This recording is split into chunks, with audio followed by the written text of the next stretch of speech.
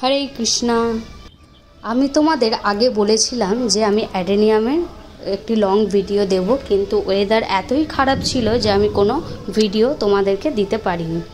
তা আজকে শেষমেশ আমি চলে এলাম। দেখো, আমার এই অ্যাডেনিয়ামগুলো আমি জাস্ট নর্মাল গার্ডেন সয়েল দিয়েই করেছি। আমি কোনো রকম ভার্মি কম্পোস্ট বা কোনো রকম কম্পোস্টই আমি ইউজ করিনি এতে।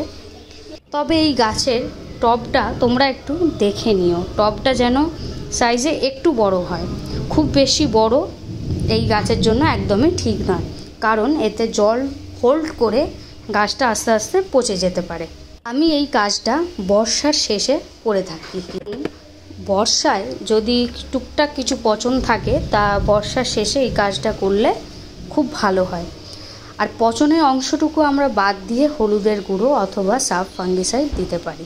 তবে এই গাছটা তোমরা চেষ্টা করবে মাটি থেকে একটু তুলে বসাতে, যেন সাদা অংশটা, কডেক্সের যে সাদা অংশটা সেটা যেন একটু হলেও মাটির ওপরে থাকে। তাহলে কি হয়, গাছটা খুব তাড়াতাড়ি গ্রো করতে শুরু করে। আর আমি যদি একটু সাব ফাঙ্গিসাইড দিয়েছি, তোমরা দিতেও পারো, নাও পারো।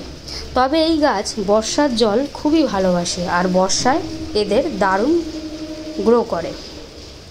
পচা অংশটুকু দেখো, আমি কেটে তোমায় দেখাই। এই যে কাটা অংশটা, এর সত্ত্বেও এখানে পচা রয়েছে। যতক্ষণ না এর সাদা অংশটা বেরোচ্ছে আমরা এটাকে কাটতে থাকবো, এবং কাটা স্থানে আমরা সাব ফাঙ্গিসাইড অথবা হলুদের গুঁড়ো ইউজ করতে পারি।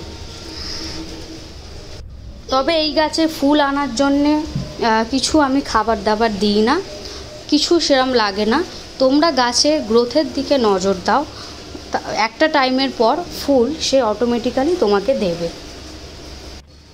আর এই গাছে গ্রোথের জন্য কোনো ওষুধপত্র কিচ্ছু লাগবে না, শুধু বৃষ্টির জলকে একে ভালো করে বৃষ্টির জল খাওয়া, ব্যাস, তাহলেই হবে। আর আমার যদিও এখানে প্রচুর রোজি ভ্যারাইটির অ্যাডেনিয়াম আছে, যা ভিডিও আমি তোমাদের আগামী দিনে দিতেই থাকবো, তোমরা অবশ্যই সেটা দেখে নেবে।